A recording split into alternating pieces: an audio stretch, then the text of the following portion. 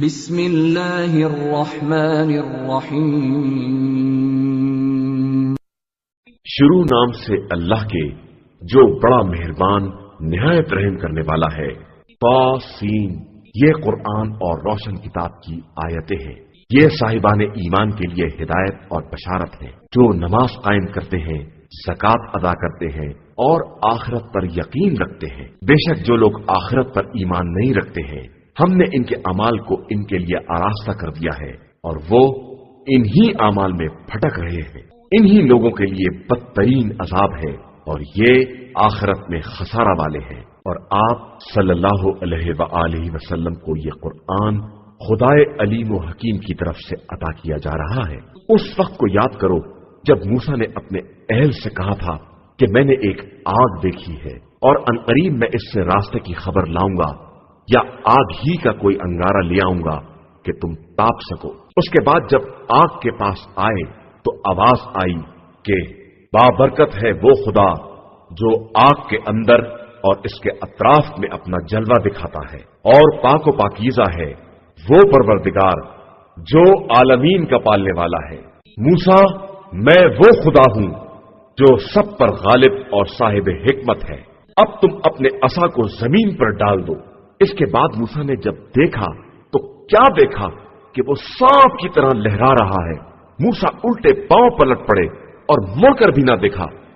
آواز آئی کہ موسیٰ ڈرو نہیں، میری بارگاہ میں مرسلین نہیں ڈرا کرتے ہیں۔ ہاں کوئی شخص گناہ کر کے پھر توبہ کر لے اور اس برائی کو نیکی سے بدل دے تو میں بہت بخشنے والا مہربان ہوں۔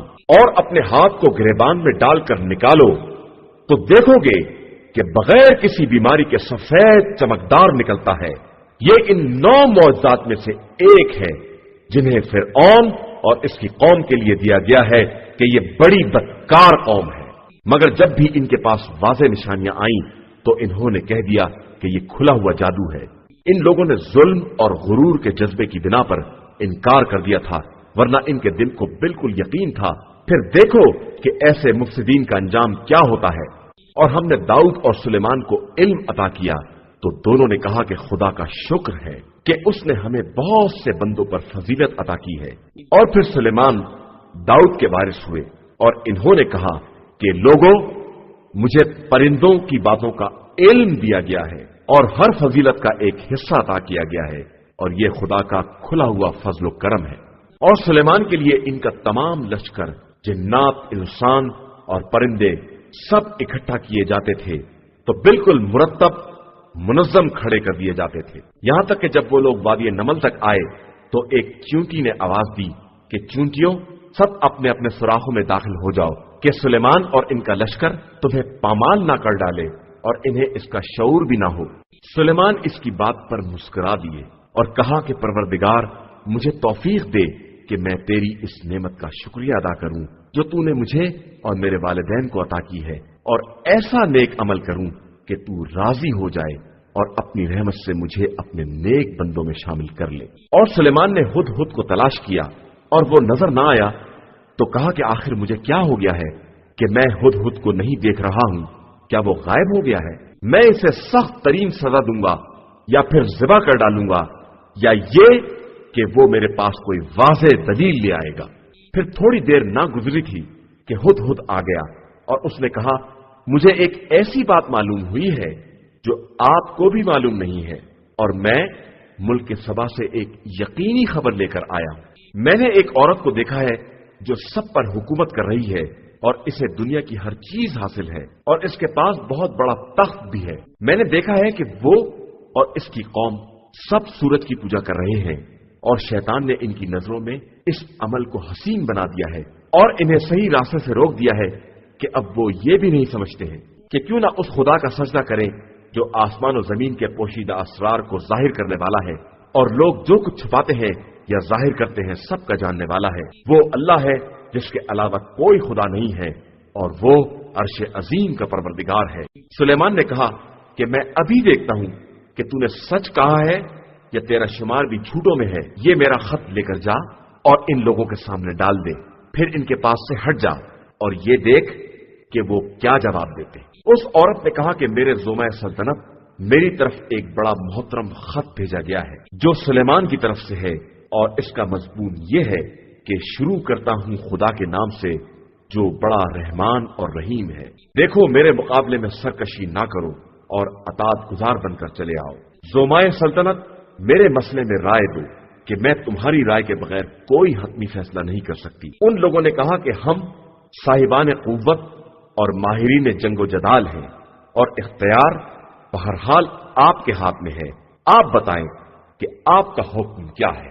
اس نے کہا کہ بادشاہ جب کسی علاقے میں داخل ہوتے ہیں تو بستی کو ویران کر دیتے ہیں اور صاحبان عزت کو ذلیل کر دیتے ہیں، اور ان کا یہی طریقہ کار ہوتا ہے۔ اور میں ان کی طرف ایک ہدیہ بھیج رہی ہوں اور پھر دیکھ رہی ہوں کہ میرے نمائندے کیا جواب لے کر آتے ہیں۔ اس کے بعد جب قاصد سلیمان کے پاس آیا تو انہوں نے کہا کہ تم اپنے مال سے میری امداد کرنا چاہتے ہو، جبکہ جو کچھ خدا نے مجھے دیا ہے وہ تمہارے مال سے کہیں زیادہ بہتر ہے۔ جاؤ، تم خود ہی اپنے ہدیے سے خوش رہو۔ جاؤ، تم واپس جاؤ۔ اب میں ایک ایسا لشکر لے کر آؤں گا جس کا مقابلہ ممکن نہ ہوگا، اور پھر سب کو ذلت اور رسوائی کے ساتھ ملک سے باہر نکالوں گا۔ پھر اعلان کیا کہ میرے اشراف سلطنت، تم میں کون ہے جو اس کے تخت کو لے کر آئے قبل اس کے کہ وہ لوگ اطاعت گزار بن کر حاضر ہوں؟ تو جنات میں سے ایک دیو نے کہا کہ میں اتنی جلدی لے آؤں گا کہ آپ اپنی جگہ سے بھی نہ اٹھیں گے۔ میں بڑا صاحب قوت اور ذمہ دار ہوں۔ اور ایک شخص نے جس کے پاس کتاب کا ایک حصہ علم تھا، اس نے کہا کہ میں اتنی جلدی لے آؤں گا کہ آپ کی پلک بھی نہ جھپکنے پائے۔ اس کے بعد سلیمان نے تخت کو اپنے سامنے حاضر دیکھا تو کہنے لگے، یہ میرے پروردگار کا فضل و کرم ہے، وہ میرا امتحان لینا چاہتا ہے کہ میں شکریہ ادا کرتا ہوں یا کفران نعمت کرتا ہوں۔ اور جو شکریہ ادا کرے گا وہ اپنے ہی فائدے کے لیے کرے گا، اور جو کفران نعمت کرے گا اس کی طرف سے میرا پروردگار بے نیاز اور کریم ہے۔ سلیمان نے کہا کہ اس کے تخت کو ناقابل شناخت بنا دیا جائے تاکہ ہم دیکھیں کہ وہ سمجھ پاتی ہے یا نہ سمجھ لوگوں میں سے ہے۔ جب وہ آئی تو سلیمان نے کہا کہ کیا تمہارا تخت ایسا ہی ہے؟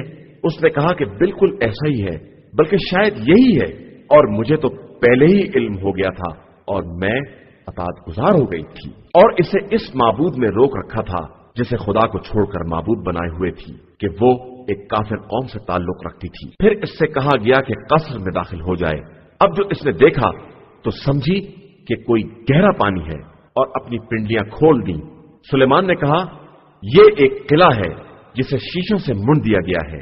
اور بلقیس نے کہا کہ میں نے اپنے نفس پر ظلم کیا تھا، اور اب میں سلیمان کے ساتھ اس خدا پر ایمان لے آئی ہوں جو عالمین کا پالنے والا ہے۔ اور ہم نے قوم سمود کی طرف ان کے بھائی صالح کو بھیجا کہ تم لوگ اللہ کی عبادت کرو، تو دونوں فریق آپس میں جھگڑا کرنے لگے۔ صالح نے کہا کہ قوم والو، آخر بھلائی سے پہلے برائی کی جلدی کیوں کر رہے ہو؟ تم لوگ اللہ سے استغفار کیوں نہیں کرتے کہ شاید تم پر رحم کر دیا جائے؟ ان لوگوں نے کہا کہ ہم نے تم سے اور تمہارے ساتھیوں سے برا شگون ہی پایا ہے۔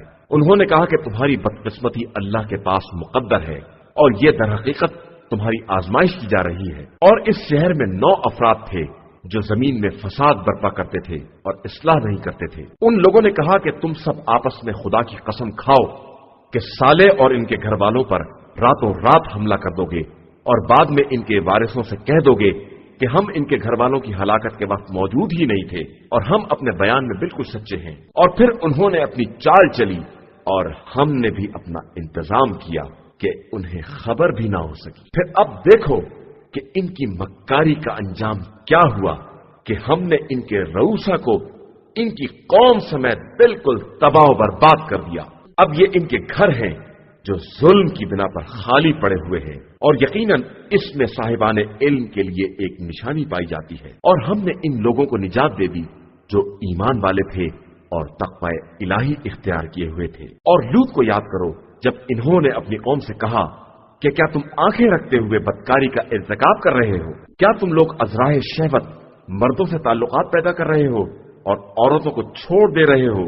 اور در حقیقت تم لوگ بالکل جاہل قوم۔ تو ان کی قوم کا کوئی جواب نہیں تھا سوائے اس کے کہ لوط والوں کو اپنی بستی سے نکال باہر کر دو، کہ یہ لوگ بہت پاک باز بن رہے ہیں، تو ہم نے لوط اور ان کے خاندان والوں کو زوجہ کے علاوہ سب کو نجات دے دی کہ وہ پیچھے رہ جانے والوں میں تھی، اور ہم نے ان پر عجیب و غریب قسم کی بارش کر دی کہ جن لوگوں کو ڈرایا جاتا ہے ان پر بارش عذاب بھی بہت بری ہوتی ہے۔ آپ کہیے کہ ساری تعریف اللہ کے لیے ہے اور سلام ہے اس کے ان بندوں پر جنہیں اس نے منتخب کر لیا ہے۔ آیا خدا زیادہ بہتر ہے یا جنہیں یہ شریک بنا رہے؟